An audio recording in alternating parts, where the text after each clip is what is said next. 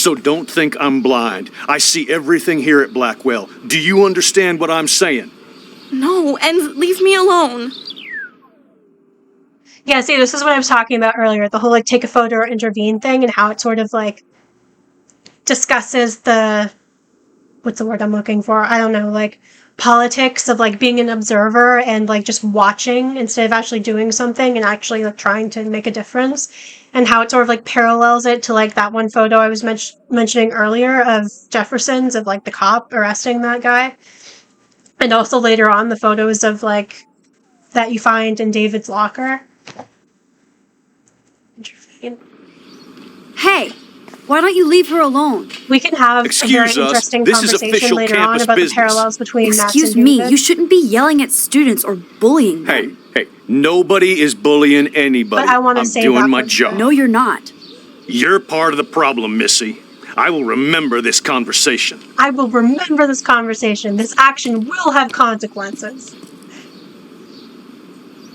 Oh, Max, that was great. I think you scared him for once. I have to go, but thank you. It means a lot. Anytime, Kate. Okay. I felt like an everyday hero helping Kate, but... It doesn't matter. David's gonna be a dick no matter what you do. Okay.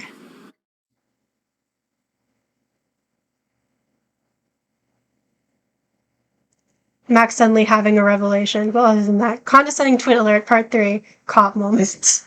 So true. Glad we're all on the same page. The teacher, the principal, and the guard. Yeah.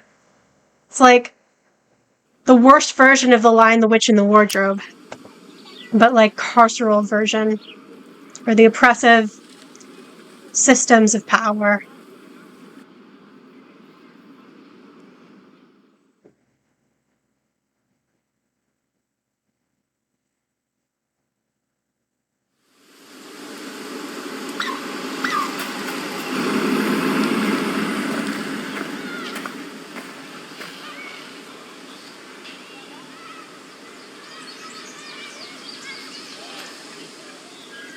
I'm glad I stepped in that time. Okay.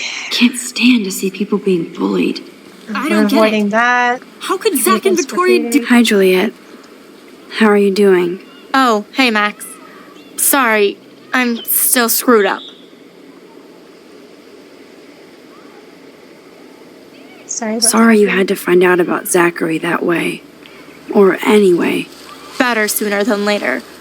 Now that skank Victoria won't be laughing behind my back anymore. Have you talked to Zach yet? Mr. Badass Football Hero is such a chicken shit. He said he sexted Victoria as a joke. Ha ha. I think Warren wants your attention. He usually does. Hang in there, He Juliet. usually does. See you around, Max.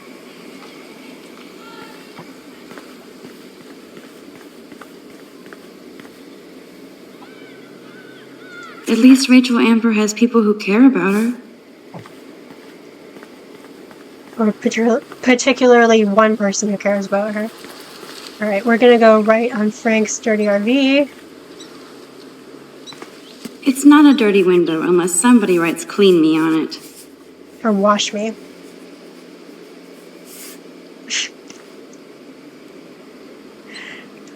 I could That's use cute. this picture for a series on Arcadia Bay lots.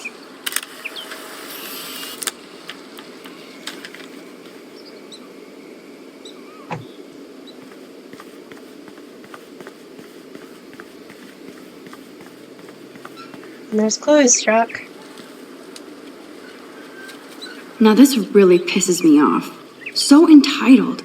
Sorry, handicapped folks. My truck needs these 2 spots more than you do. Bastard. I hate the way she phrased that, but her heart's in the right place. Also, Damn, somebody is seriously devoted to putting up these posters. I'm pretty sure Game Assist had this conversation earlier, but like, what's interesting about a lot of the stuff in this game, and arguably stuff in Before the Storm 2, is like Chloe, I don't think Chloe really is thinking of herself as disabled in like the political sense, and she doesn't really have any sense of like disability solidarity, which like, to be fair, when I was a teenager, neither did I. Like, I didn't even think of myself as disabled back then. And like, because you have this instance of like a disabled person like clearly like disrespecting physically disabled people with like taking the parking space. And yeah, I don't know, I think it's interesting. A new surveillance system. That's how it starts. Okay. Anything else I can look at around here? I don't think so. I'm just putting off talking to Warren. Alright. Here we go. What up, Max? How are you? Here's your flash. Thanks. No problem. Check out my new wheels. Cool. Very old school. 1978 to be exact. Now we can go to the drive-in. There's one in Newburgh just 60 miles away. You're in the wrong time, Warren. But then, so am I. You okay? It's been one strange fucking day. I bet. I heard Victoria got a face full of paint. I'd pay money to see a photo of that. I don't want to talk. I don't want to Just talk about in general, I don't want to talk. Jeez, you're a little missensitive today. I wouldn't him, push your luck, seriously. Warren. Not in the mood today. By the way, I saw Daniel's sketch of you online. Not bad, but I could do a much better job. I mean, we already know that Daniel posted online, but You can draw? I thought you were blinded by I want science. this to go down the not road art. of me seeming Art interested in is science. Music is math, etc., etc. I'd put What? Stephen Hawking against Picasso any day. Hardcore. So you must use a Sure, computer music to draw. is math, but I don't know if I would I'd love to say tweak that one of your art is selfies with some science. cool graphics. That might not suck.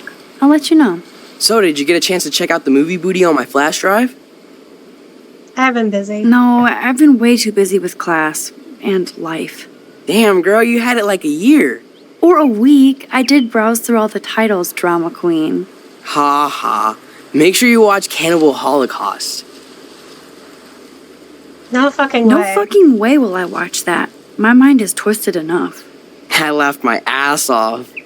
So you're sensitive. says a lot about that sounds him. awful the way you say it. Yeah. Just all of that.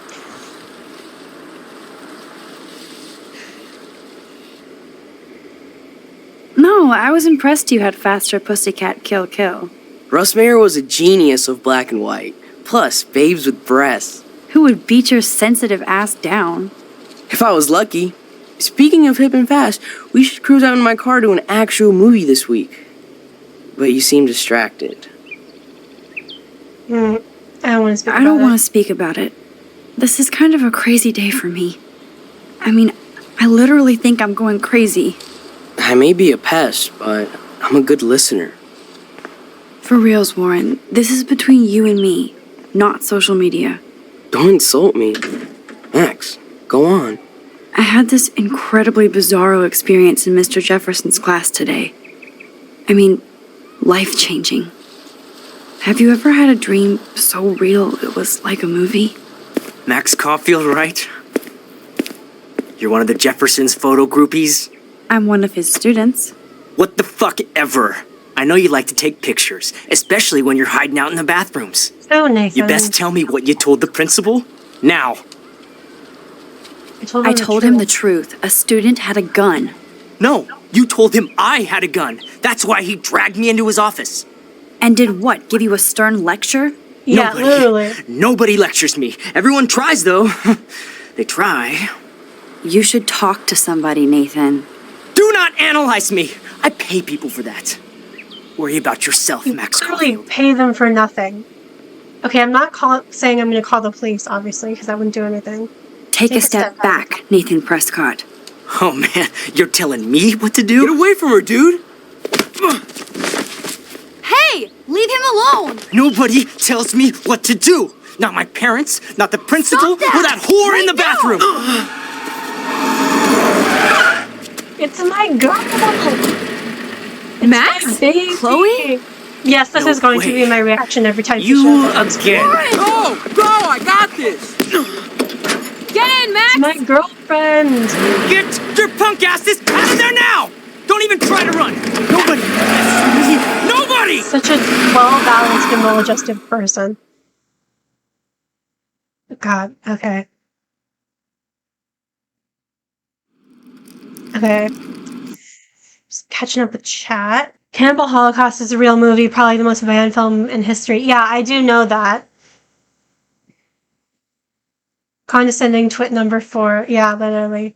Chloe. This game is the 4 twits of the apocalypse. Of, like, Jefferson, David, Principal Wells, and Warren. Yeah, that's true. Man, Nathan Prescott is messed up and dangerous. This day never ends. Oh, and thanks, Chloe. After 5 years, you're still Max Caulfield. The sun is so Don't pretty give me the on guilty them, face. At least pretend you're glad to see me. I am seriously glad to see you. Oh, and thanks, Chloe. It makes perfect sense I'd see you today. Yes, it's been that kind of day. So what did that freak want with you? Hopefully nothing. Hopefully nothing after today. So, how do you know Nathan? He's just another Arcadia asshole. Your friend really took a beat down for you. Warren? Yeah, I owe him big time. You do not. You're not the only one in anything. debt. And you're already causing trouble. I There's thought it would be the "you are quiet about to here." die" graffiti Feels on the so back. weird to be back. So I guess Seattle sucked hard?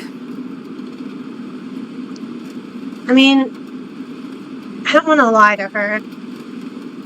No, I felt like a real city for artists. Big and bright.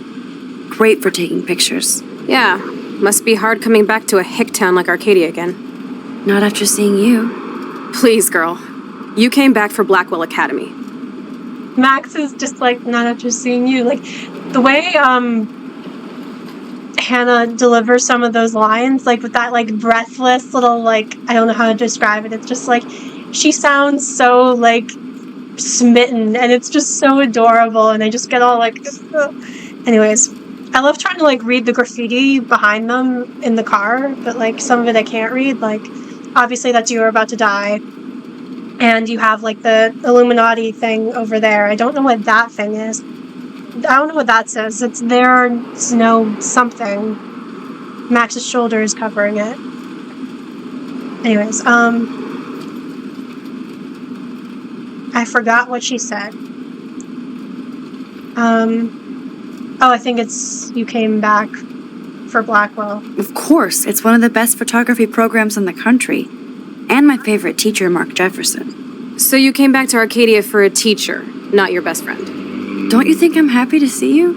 No. You were happy to wait 5 years without a call or even a text. Yeah.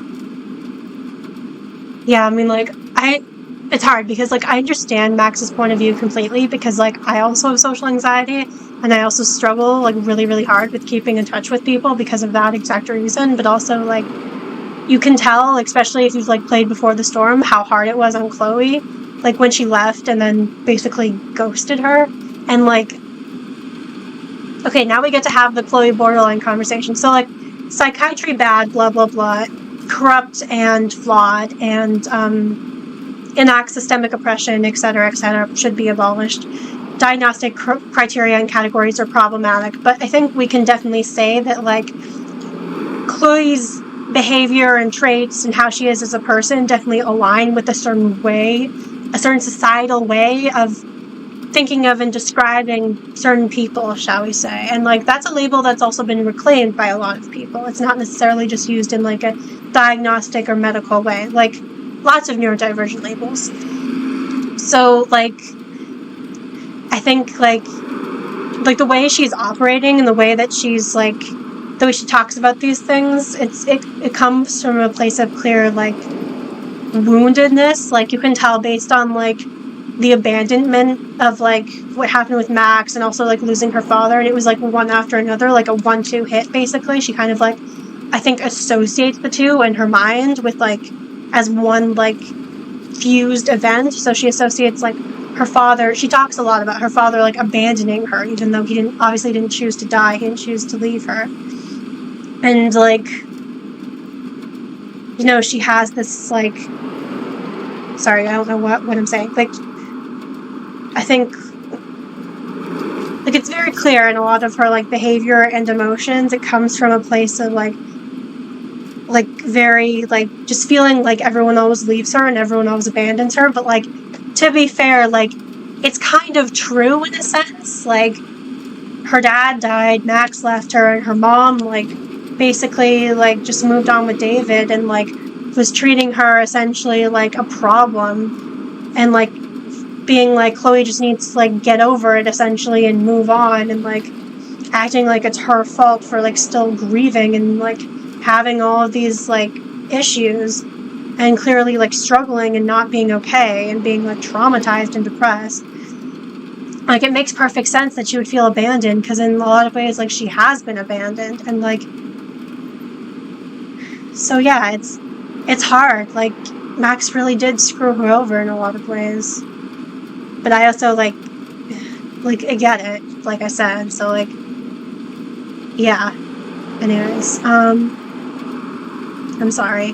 I'm sorry. I know things were tough on you when I left. How do you know? You weren't even here. I didn't order my parents to move specifically to fuck you over, Chloe. You've been at Blackwell for almost a month without letting me know. Enough said. I just wanted to settle in first and not be such a shy, cliché geek. I totally would have contacted you. I bet you don't use these sad excuses on Mr. Jefferson. Don't use them on me, Max.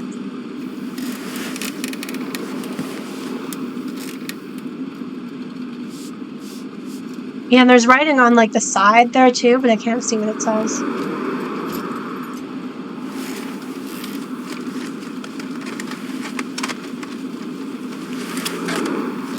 Broken. And the door there Man, are you says, say hi to serial? mommy. Wow, haven't heard that one in a while. Not everything changes. Except my camera has officially taken a shit. My step-douche has a boatload of tools. Maybe you Steve can fix it might in my want to, place. like, I need step very aside for specific, this one. tiny tools. But, alert. My stepdad has a fully stocked garage, and he actually is a tiny tool. Welcome home, Max. yeah, it's weird, like, still finding Chloe hot, because, like, when I was a kid, she was older than me, right? Like, when I first played this game, we were actually the same age, because I didn't play Life is Strange until I was 19, I got into the game late. And now I'm, like, almost 24, so it's kind of a little awkward, because, like, now she's younger than me, and, like, I'm in this weird place where I'm like, wait, I shouldn't be, like, attracted to her, Don't be because shy. she's, like, 19, The and house still I'm looks older nice. than her, Oh, and it's, like, shit, kind of dicey. And, like, I have the same problem with, like, Faith Lahane from Buffy the Vampire Slayer, too, because she was, like, 16 in season 3 of, like, Buffy the Vampire Slayer. And, like, I was, like, 11 when I first saw that show, so she was, like, way older than me, and then she was my age, and then I became older than her, and now, like, it's weird for me to be attracted to her, especially, like, attracted to Eliza Dushku in that role. Like, when she's playing Faith in season 3, because I think she was, like, 18 when she was playing Faith in season 3. So yeah, it's like, it's kind of a weird thing to navigate when, like, fictional characters don't age, but you do. Anyways.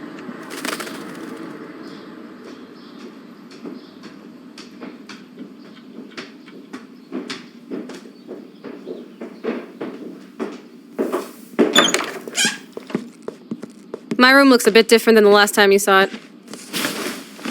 It's cool. At least we can chill out. This isn't exactly my chill-out zone. My step-Fuhrer makes sure of that. Come in and close the door. Put on some music while I medicate.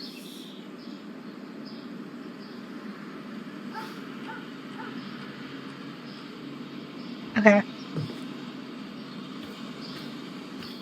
I was gonna wear my, I said this earlier, I was gonna wear my Whole to Another Universe shirt today, but I forgot to wash it. I'll have to do it tomorrow for my next stream. Damn, Chloe does need a lot of money to get out of Arcadia.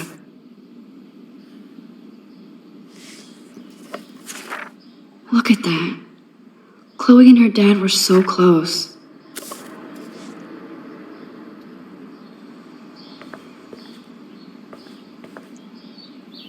It won't play without any power.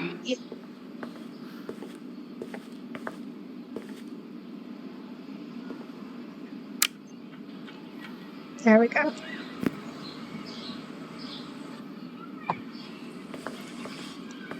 I truly love how Chloe's room is just like boobs, just everywhere on the wall. Like, boobs, boobs.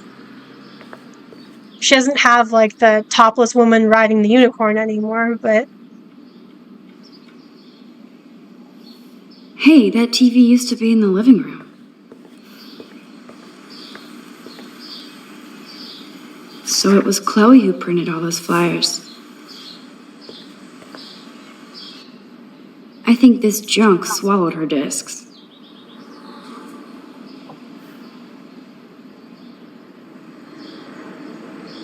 Too bad I can't stream any music from Chloe's laptop. But I love how funky and outdated it is. I do kind of she hate even covered it in punk stickers because how, Chloe doesn't like, give a she's like, shit. oh, like, her laptop's so funky and outdated without considering, like, she probably can't afford a new laptop because she's poor. Too bad I can't stream any Didn't music mean to from do that Chloe's again. laptop. Ah, there you go. She looks super happy. She looks super sad. She looks super stoned. The three genders. It's a game assist joke, I stole it, but still, it's a good one.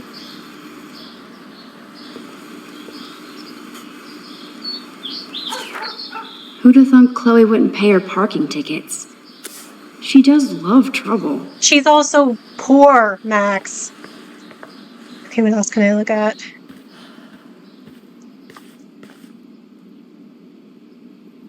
Chloe totally changed her style. I barely recognized her.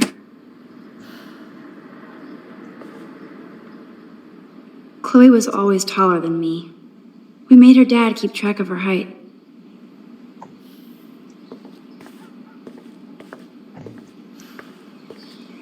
Okay.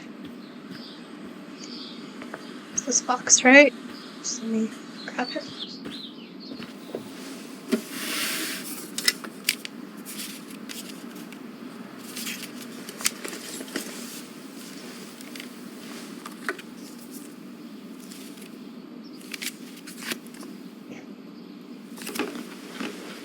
Hey, give me that! Sorry, I wasn't trying to be nosy. Obviously, she was a good friend. It's putting it mildly.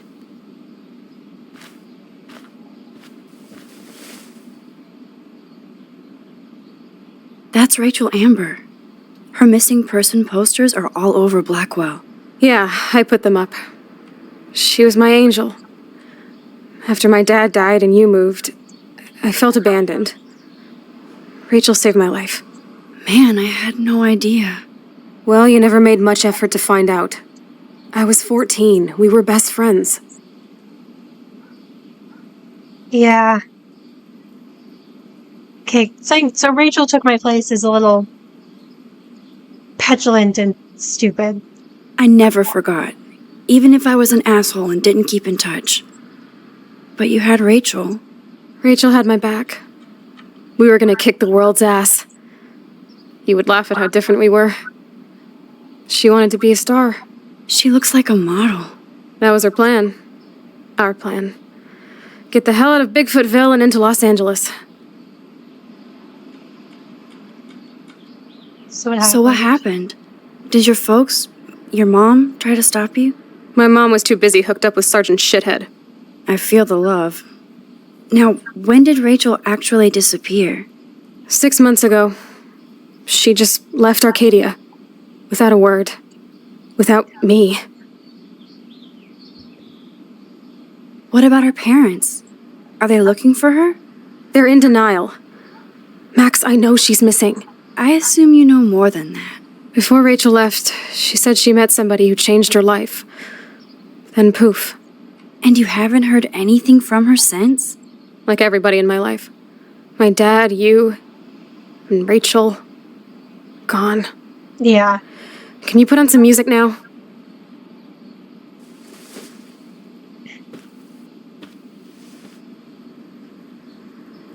It sends me when, like, people are like, oh, Chloe plays, like, the poor me card too much, or she plays the victim too much, or whatever. She's always, like, blaming everyone for her problems. Blah, blah, blah. It's like, I'm sorry, have you not been paying attention? Like, have you not seen her life? Like, her fucking dad dies, and her best friend leaves, and, like, moves to a different state, and then stops talking to her. And then, like, there's all the stuff, like I said, with her mom and David, and, like, David's fucking horrible, and her mom's like basically trying to pretend like nothing happened and everything's fine and just move on and completely dismissing and invalidating Chloe's feelings. And David's treating her like a criminal and a problem that he needs to fix and like whip into shape. And then she meets Rachel, someone who actually connects with her and understands her and doesn't treat her like a burden or a problem.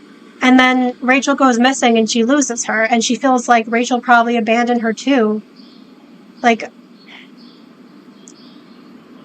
after everything, like, of course she feels this way. Like, she has every right to feel this way. Of course she feels like everyone in her life lets her down and, like, the world is, like, plotting against her because, like, in some ways it is. Like, and, like, arguably, like, when you're marginalized, like, when you're disabled, like, in some ways the world is stacked against you. So she has, like, she's right, and she has, like, every right to feel that way. And, like, it's still, despite all of this, like, Chloe's still kind and, like, incredibly, like, loyal and open-hearted and can still occasionally, like, find joy in things. And, like, I just, it makes me so angry when people, like, hate on her, because she's such, like, she's such a strong and, like, wonderfully complex character, and she's still so, like, loving and passionate, and, like, she reminds me a lot of myself in a lot of ways, because, like,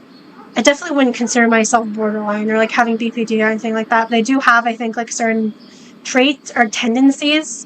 Like, I am very, like, the term is emotional dysregulation, which is a term I have mixed feelings about, but, like, I'm very, like, 0 to 100. Like, I'm very emotionally intense, and I'm very passionate about things and very sensitive, and I can be very, like, angry and volatile when things go wrong. And, like, I'm also very, like, I have a tendency to be very, like, all in super fast in my relationships, or, like, as soon as something goes wrong, I, like, completely withdraw emotionally and just, like, move on, because, like, I can't handle, like, any conflict. Like, I'm very, like, either, like, completely, like, putting up a wall and just, like, ditching, or I'm just, like, completely obsessed. Like, I have no middle ground. It's either one or the other, and I'm very much like Chloe in that way. And, like, anyways, just, I love this girl more than words. She deserves better. Let's go put on some music.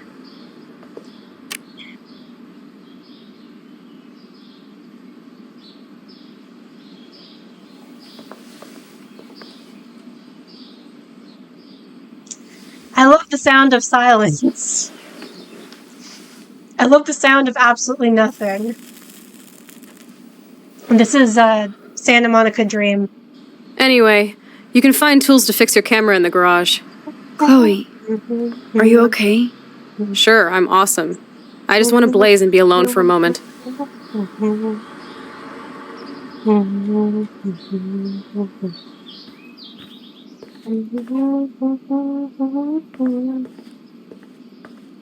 I shouldn't bug Chloe now. Plus, I need those tools. I'm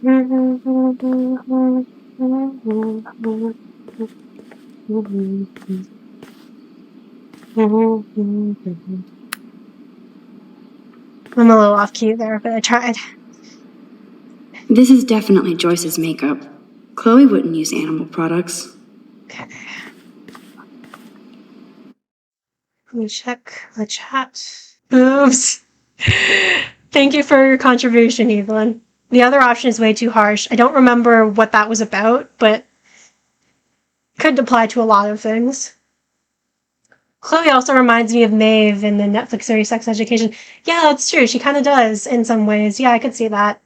Yeah, there's a lot of overlap with autistic traits. Yes, absolutely. There's a lot of overlap between, particularly, like, I don't like gendering autism. Like, I don't think that female autism is a thing, but, like, when people are either girls or women, or kind of, like, perceived as girls and women and raised as girls and socialized as girls, I guess you could say, like, we often take on certain aspects of, like, that mixing in with our autistic traits to create a very unique blend of fuckery.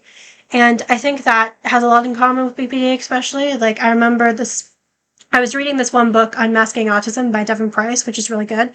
It's a little medical in some places and not, like, revolutionary socialist enough for my tastes in places. Like, there are some times where I'm reading it where I'm just, like, say we need to abolish capitalism. That is where we're going here. Like, we just need to abolish capitalism. Like, he'll come so close to the solution, so close to saying that, like, disabled people cannot live and survive, let alone thrive under capitalism, and, like, the work culture that we live under is toxic to us. Even toxic to neurotypical people, but even more toxic to us because of how our brains work. And then just be like, so we should find different ways to adapt the workplace to our needs. And it's like, we just need to abolish capitalism. Just say abolish capitalism. But, like, I guess that book wouldn't sell as well. Anyways, but, like, I was reading this book, and he's like, he's telling me stories of all these different autistic people who submit their stories for the book. And this one girl, I can't remember her name, but she was autistic, but she was first diagnosed with BPD. And, like, she was talking about how, like, when she had a relationship, she would basically take on all their personality traits and all of their, like, interests and sort of, like, envelop them into her personality and make them her interests. Like, essentially her partner would become, like, her special interest, and she would, like, become obsessed with, like, everything they were into and, like, learn everything she could about all of the stuff that they liked. And, like, that's definitely something that I do. I'm definitely like that, and I had never seen that kind of depiction of autism before until I read that story, and I was like, huh, like, why? Or, like, I really am autistic, because there's a lot of things I do where sometimes I'm like, it doesn't seem, like, traditionally autistic or whatever, but, like, then you read stories like that, and you're like, yeah, it's definitely the thing. Like, that's definitely the case.